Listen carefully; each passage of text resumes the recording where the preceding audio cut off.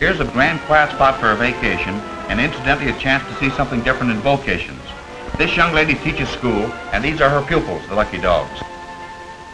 Ah, long sharp teeth and longer, sharper claws. Old man wildcat in person, small but effective as a load of dynamite.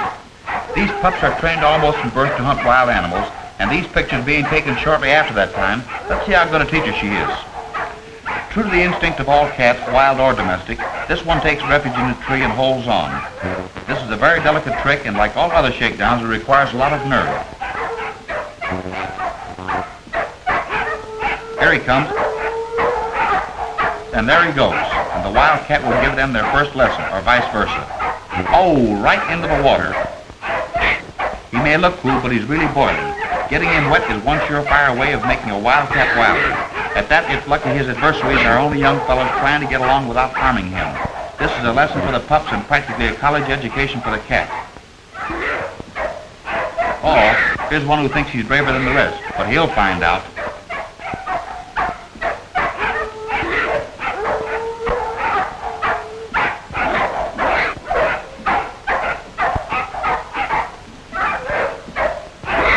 Not so dumb, this wildcat. 5 yelping puppies pitted against him, and he's certainly giving them all a postgraduate course in alertness. The dogs have no intention of hurting him, but of course the cat doesn't know that and has other ideas. Right now, his one big idea is to get away. Oh, is he a mad cat. Watch him look for those bushes. There he goes, right into the clump. And up another tree. Well, well, here's a young student who's going right to the head of his class. Up he climbs, almost to within scratching distance.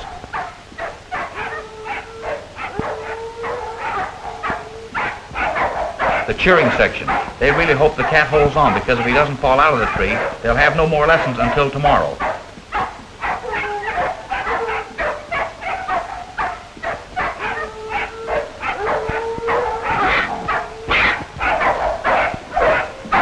The cat really doesn't mind this particularly, except that it's a bit upsetting to have a nice young lady poke fun at him.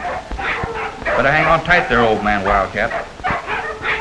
Whoop, there he falls. No, not quite. Poke, poke, bump, down he comes.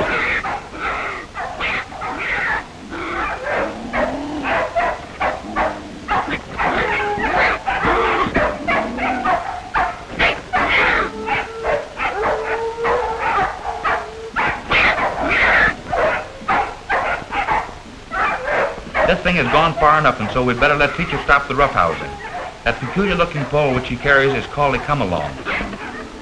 Easy now, and don't miss.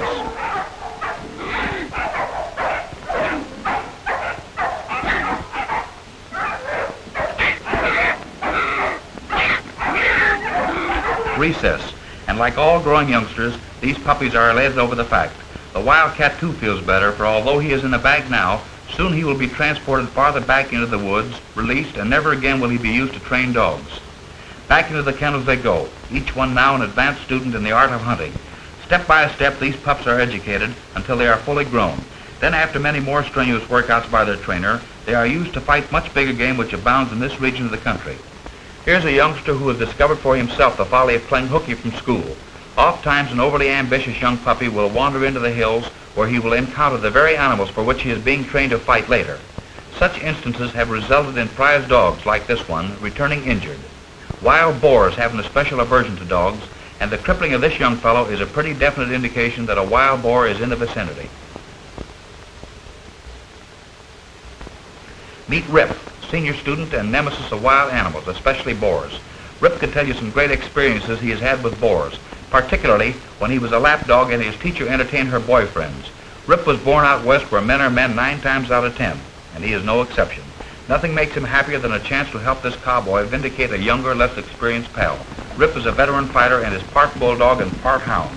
Alert and always courageous, he has twice the strength of a full-bred hound plus the keen sight of a bulldog. There he comes, head high and eyes wide open.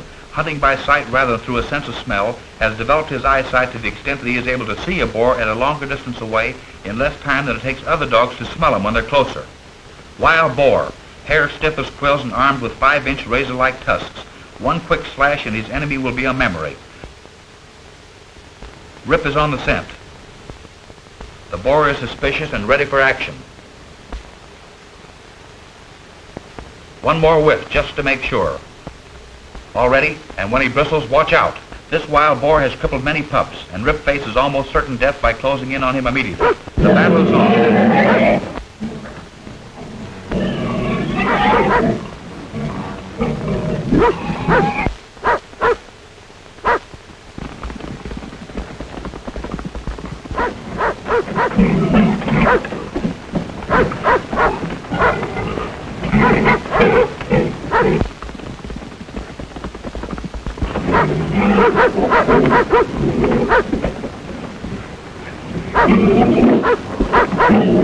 Either Rip can hold him until help arrives, or another casualty will be charged against the boar.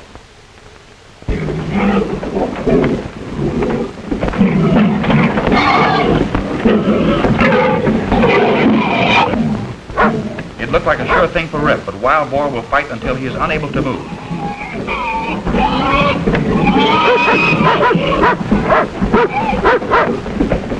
And now Wild Boar's chances look slimmer than ever. Wait until he sees that lariat go into action. Too bad he hasn't got a second to throw in a towel. But a second couldn't help him much. Maybe an hour would be better, or a day, or even 7 days. But then 7 days is bound to make 1 week, and he doesn't look very strong anyway. Now, if the cowboy can do as well with his lariat as Rip did with his teeth, everything will be under control. Uh-oh, he missed. So far, Rip is 1 up. Maybe he'd better give it all up. Apparently he'll have to. That's better. It evens the score all around. Just a good cowboy who knows his ropes.